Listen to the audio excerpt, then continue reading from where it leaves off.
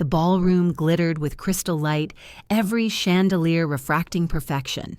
But perfection, I realized, was a performance, and tonight I was no longer part of the cast. My name is Eleanor Marlowe, though most people call me Ellie.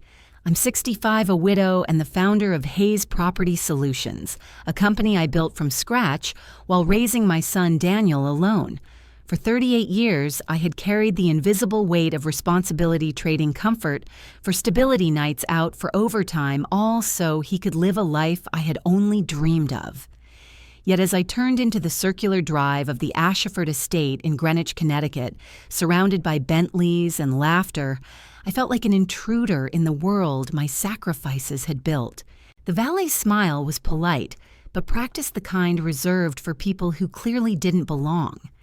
My modest sedan hummed awkwardly among the sleek luxury cars, and for a moment I wondered if I should have stayed home. But I'd been invited, or at least not uninvited. This was Daniel's wedding, my only child, my greatest joy, and tonight, my greatest test. Inside the grand ballroom, the air shimmered with wealth. Gowns of silk and sequins brushed against tuxedos, champagne flutes sparkled, and the scent of lilies mixed with polished wood. I took my seat near the back, away from the cameras, and the glitz, reminding myself that none of this could have existed without me. Every vendor, every invoice, every polished silver fork had passed through my desk. Months earlier, when the Whitmore family had faltered on payments, it was my company that quietly carried the burden my name that appeared on every contract. Yet tonight, I was invisible. And then I saw him, Daniel, standing tall and radiant laughter in his eyes as he greeted guests with Vanessa by his side. Her family glowed with old money charm, effortless, gilded, untouchable. He didn't see me or chose not to. That choice hurt more than I wanted to admit. My son had spent his whole life trying to escape the limitations of our past, but I never thought he'd erase me entirely. The ceremony began. Soft strings filled the air as vows were exchanged beneath chandeliers that looked like frozen constellations. I was just beginning to breathe again when Daniel's voice echoed across the room. Everyone, he said, smiling proudly, "This is my father, Richard Morrison." The name struck like a slap. My heart lurched as an older man in a tuxedo stepped forward, silver hair gleaming under the lights. He smiled confident, shaking hands, basking in the glow that didn't belong to him. I sat, frozen hands clutching the program in my lap. Whispers rippled through the guests' glances, darting between me and the stage. Father. The word hung heavy, false, unforgivable. I thought of the nights I stayed awake helping Daniel with homework, the years I juggled tenants and bills, the mornings I packed lunches before rushing to manage properties. I remembered paying tuition, co-signing his first lease, covering the deposits that made tonight's event possible. And now, in front of hundreds, I was being rewritten out of his story. The applause rose around me as Richard Morrison took his bow, and I felt something shift deep inside, a quiet, controlled kind of fury. Not the kind that screams, but the kind that plans. I had never asked for glory, never needed gratitude, but this was erasure. The room sparkled, conversations resumed, and no one noticed as I rose slowly, smoothing my coat, my breath steady. Beneath the polished surface of the celebration lay a truth only I and my attorney, Richard Polson, understood. Every flower arrangement, every string note, every catered dish, all of it rested on a single payment, a balance of $350,000, waiting for my approval. Without that, the illusion of perfection would crumble before the night was done. Richard caught my eye from across the room, clipboard in hand. We exchanged a small nod, silent confirmation that my control remained absolute. I wasn't here merely as a guest. I was the architect of this evening, the quiet force behind the scenes. And though I hadn't planned to use that power, Daniel's introduction of a stranger as his father had changed everything. I moved quietly among the guests, their laughter swirling like champagne bubbles. A woman in a diamond necklace whispered something to her friend and tilted her head toward me. They smiled, indulgent, unaware of the leverage I held. Vanessa's mother offered me a polite nod that didn't reach her eyes. To them, I was just the poor relation tolerated out of duty. None of them knew that the elegance they flaunted was built on my signature. The music swelled. Toasts would begin soon, and that I decided would be my moment. I stood near the edge of the hall as the first toast began. Preston Whitmore III's voice polished and booming, raising his glass to family legacy and love. The audience responded with applause and laughter, the picture of harmony.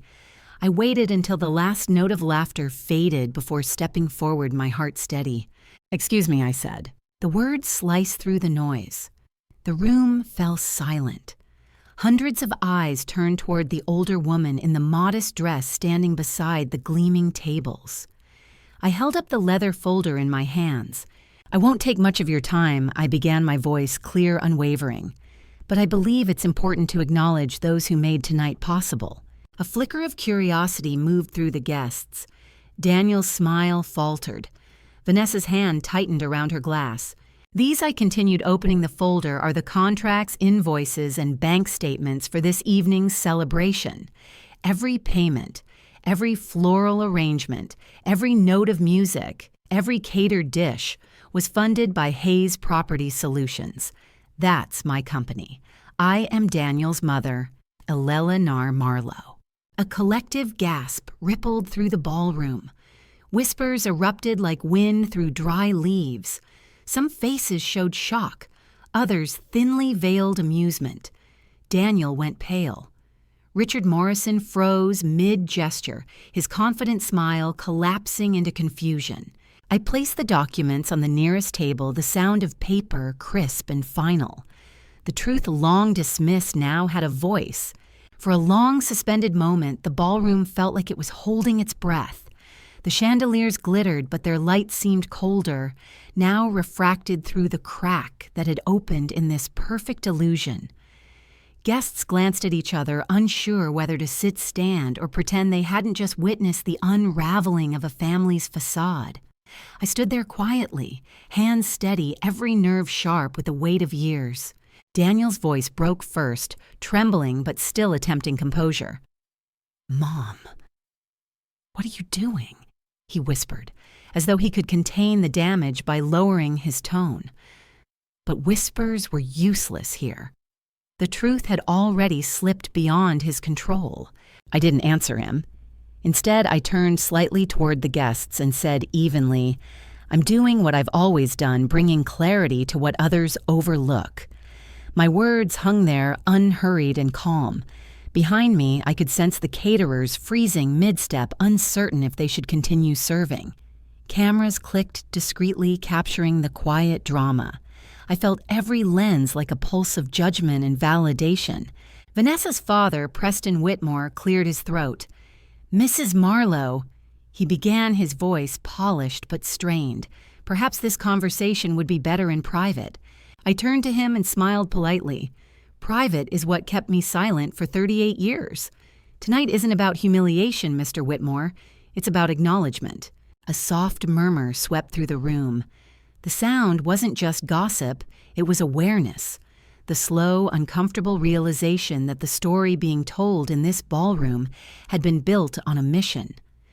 Richard Morrison, the man introduced as Daniel's father, shifted uncomfortably beside the champagne tower.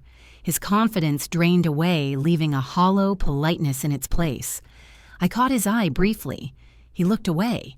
Daniel moved toward me, lowering his voice again, as if hoping to restore control. "Mom, please, you're making a scene." I met his gaze and said quietly, "No, Daniel, I'm making the truth visible." That was when something inside me shifted, not in anger, but in purpose. I had spent a lifetime staying composed, practical, invisible. But invisibility is a choice that becomes a prison. Tonight I was stepping out of that cell. My attorney, Richard Polson, approached discreetly, handing me a single sheet from his clipboard. The remaining balance he murmured just loud enough for Daniel and a few nearby guests to hear $350,000 pending approval. The color drained from Daniel's face. He knew what that meant.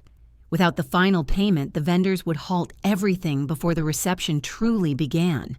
The room depended on my signature, on my decision. I saw the realization flicker across Vanessa's expression, to shock, then panic, then anger. "This isn't how we handle family matters," Preston insisted, his smile stiffening like lacquer. "You're embarrassing yourself." I nodded slowly, letting his words settle. "You're right. I am embarrassed," I said, "but not for myself." I turned toward Daniel, my voice soft but piercing. "I'm embarrassed that the man I raised the boy I carried through sleepless nights would rather fabricate a father than honor the one who never left his side."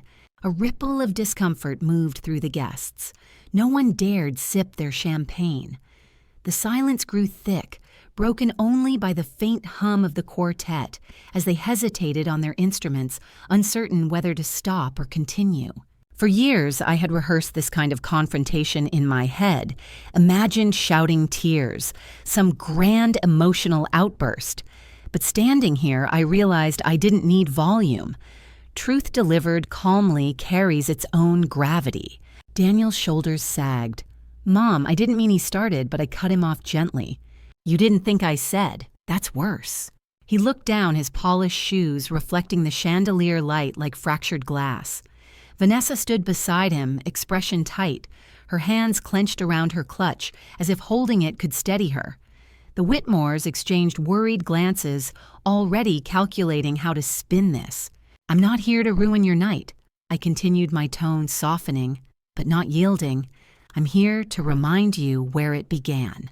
Every piece of this evening, the music, the lights, the perfection exists, because I refused to give up when life told me to. And you can rewrite the story for your guests, Daniel, but you can't erase the truth." I turned to the caterers who were watching me closely, unsure of their next move. "Please continue," I said, signaling to them.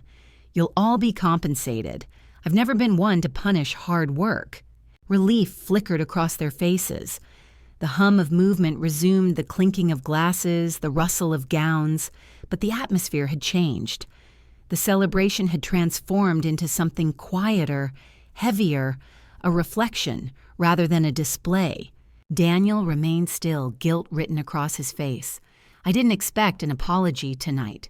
Real understanding takes time, but I wanted the truth anchored in his memory, impossible to edit or gloss over with wealth. I stepped back, allowing the crowd to regain its composure. People whispered my name, repeating it as if testing the shape of it. Eleanor Marlowe. The woman they had dismissed as a footnote now defined the story. And as the music resumed, I felt no triumph, only a deep, steady calm. Power, I realized, isn't in money or applause. It's in the courage to claim what's rightfully yours, even when the world prefers you silent. The music returned tentative at first, then swelling as though the quartet hoped sound alone could smooth the tension that hung in the air. Guests began to murmur again, their laughter brittle, the edges of it cutting through the hush like shards of glass. I stood still for a moment longer, absorbing the strange mixture of discomfort and fascination around me. People didn't look at me as they had before. They looked at me now with curiosity, some with admiration, others with unease. I was no longer invisible. I stepped back toward my table and took a sip of water, my hands finally trembling now that the adrenaline had started to fade. I wasn't angry anymore. Anger had burned itself out, leaving only the ache of understanding.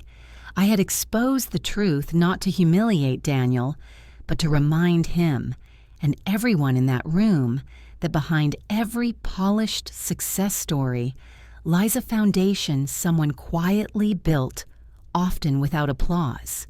Preston Whitmore approached, his voice lowered, the mask of cordial authority slipping slightly. "Mrs. Marlowe, I understand emotions run high, but this could have been handled discreetly. There are reputations involved." I met his gaze. "I'm aware," I said calmly. That's why I made sure the truth came with documentation. You see, Mr. Whitmore, reputations built on omission don't last, but integrity does. He didn't reply, just nodded once and turned away, retreating into the cluster of equally uncomfortable men who had spent their lives ensuring women like me stayed polite, silent, manageable. Across the room, Daniel sat beside Vanessa, both of them whispering intensely. Her eyes were red around the edges. His posture slumped. I watched quietly, not to gloat, but to let the weight of consequence settle where it belonged. Sometimes growth doesn't begin with forgiveness. It begins with reckoning. The evening pressed on, but something in the energy of the celebration had fractured irreparably. Toasts continued, but the laughter was forced, now the applause uneven. Photographers tried to recapture glamour, yet every flash seemed to expose the tension rather than disguise it. The facade was cracked, and cracks have a way of widening no matter how many polite smiles are plastered over them. I slipped away from the crowd for a moment, walking down a side hallway lined with mirrors and portraits. My reflection followed me in fragments older, now silver, streaking through my hairlines, tracing the map of years spent working, sacrificing, enduring. I paused and studied myself. Really looked.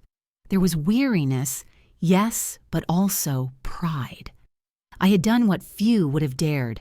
I had demanded to be seen. Richard Polson found me near the end of the corridor. "It's done," he said softly. "Vendors confirmed payment received. The event will go on as scheduled." "Good," I replied. "No one else should bear the cost of this reckoning." He nodded and hesitated. "Are you all right, Ellie?" I considered the question. "I will be," I said. "For the first time, I think I finally am." When I returned to the ballroom, the air had changed again. The guests had begun to eat, though quieter than before. A few even nodded to me respectfully as I passed. Their eyes held something new, recognition, maybe even respect. The Whitmores, ever conscious of appearances, carried on with grace, as if the evening hadn't just been split open by truth. But beneath their civility, I could feel the ripples spreading. Daniel rose from his table and walked toward me. The chatter dimmed slightly, anticipation stirring again. He stopped in front of me, his voice barely above a whisper, but clear enough to carry. "Mom, I'm sorry." 3 words. They sounded small in that vast, glittering room, yet they held decades of unspoken weight. I studied him for a moment, my heart tightening and softening all at once. "I don't need an apology, Daniel," I said. "I just needed you to remember who you are and who made sure you got here." His eyes filled with tears he refused to let fall. He nodded, swallowed, and said nothing more. Then he returned to Vanessa, who watched me with something like apprehension, maybe even reluctant understanding. I took my seat again, the noise of cutlery and conversation returning, though subdued. For the first time that night, I allowed myself to breathe deeply. The storm had passed, and in its wake came clarity. The cost had been high embarrassment, tension, a son's public shame. But truth, I had learned, always exacts a price worth paying. As the band began a slower piece, I let my mind drift back over the years. The nights spent balancing ledgers and bedtime stories, the mornings that began at 5:30 a.m., with burnt coffee and broken pipes, the quiet moments when exhaustion felt heavier than gratitude. All of it had led to this moment of quiet vindication. I didn't relish Daniel's humiliation, but I did take solace in the lesson. For him, for the Whitmores, for everyone who had looked at me and seen less than what I was. They had mistaken silence for weakness, modesty for submission. But I had always known power doesn't need to announce itself. It simply acts. The chandeliers flickered softly, as if bowing out of the performance they'd been part of. I smiled faintly. The night wasn't ruined, it was reborn. Beneath the glitter and discomfort, something real had emerged. Accountability, respect, truth. I stayed until the final dance, watching Daniel and Vanessa sway under the fractured glow of the chandeliers. For the first time, he looked uncertain human.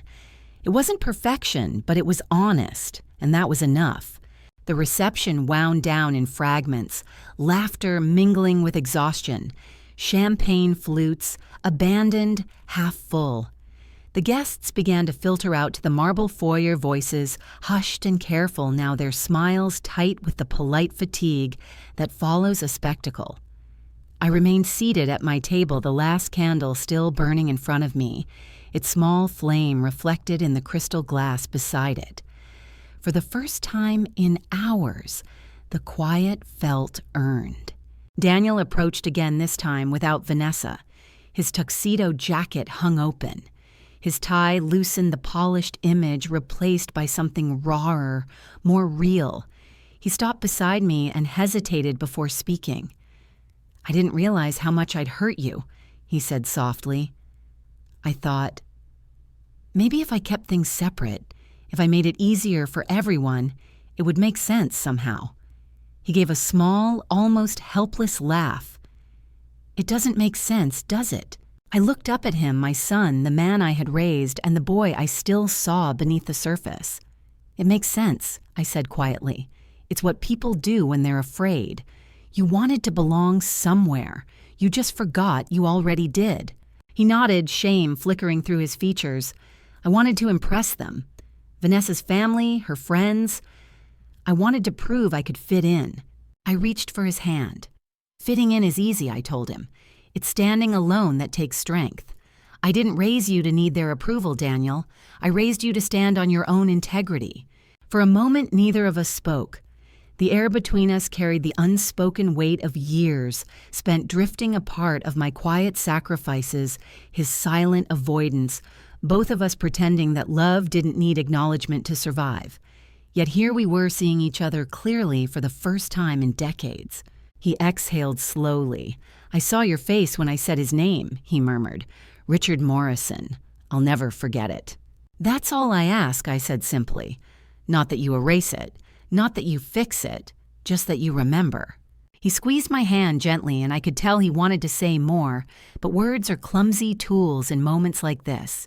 Instead, he sat beside me. We stayed there, silent, watching as the staff began to clear the tables. One of the servers, a young woman with tired eyes, paused and offered a small smile. "It was a beautiful night, ma'am," she said. "I hope they thanked you properly." I returned her smile. "They will," I said, though I wasn't entirely sure who they meant. Perhaps not Daniel and Vanessa, but life itself has a way of paying its debts eventually. By the time we left the estate, the air outside had cooled. The moonlight spilled across the drive, illuminating the rows of parked cars, now mostly gone. My modest sedan waited among the few remaining vehicles, the same one I'd driven for years, a symbol of endurance, not glamour. Daniel walked me to it, hands in his pockets, the night stretching around us like a quiet confession. "I'll come by tomorrow," he said, "if that's all right." "Of course," I replied. "I'll make coffee, the kind you used to hate." That made him smile, a real one this time. "Then I'll bring pastries, the kind you used to pretend you didn't like." For the first time all evening, we laughed softly, but with something like relief. Then he stepped back, and I watched as he disappeared toward the grand entrance, where Vanessa waited in a glittering haze of departing guests. The drive home was long and silent. The highway lights stretched in ribbons of gold, blurring slightly, as I blinked back the tears I hadn't allowed earlier. Not out of sadness, out of release. For 38 years, my life had revolved around raising a man who could forget me. And yet in one night of truth, I had reminded him who I was and what I stood for. When I reached home, I hung up my coat, kicked off my shoes, and stood in the doorway for a moment, letting the quiet wrap around me. The house was small but solid, filled with the echoes of a life lived honestly. The faint scent of cedar and old books lingered in the air. I walked to my office, the one where I'd written countless contracts and solved impossible problems, and opened the drawer where the last of the wedding invoices were filed. I placed the signed receipts neatly inside, closed it, and locked it. That chapter was finished. Outside, dawn was beginning to touch the edges of the sky, soft gray light creeping across the yard. I poured myself a cup of coffee, black and strong, and carried it to the porch. The first birds had begun to stir their calls, fragile but determined. I wrapped a blanket around my shoulders and sat down, feeling the fatigue of years settle into something quieter peace. For so long, I had mistaken silence for dignity, endurance for love. But tonight had shown me something different. Sometimes, to preserve your worth, you must demand to be seen. It isn't pride, it's survival. And though the world may try to write you out of its grand stories, you can always write yourself back in one act of courage at a time. As the sun began to rise, I whispered to no one in particular, "He'll remember." And for the first time in a long while, I believed it. If this story moved, you share it with someone who's ever felt unseen. Leave a comment about the moment you learned the power of standing your ground, and come back for more stories that remind us what dignity truly looks like.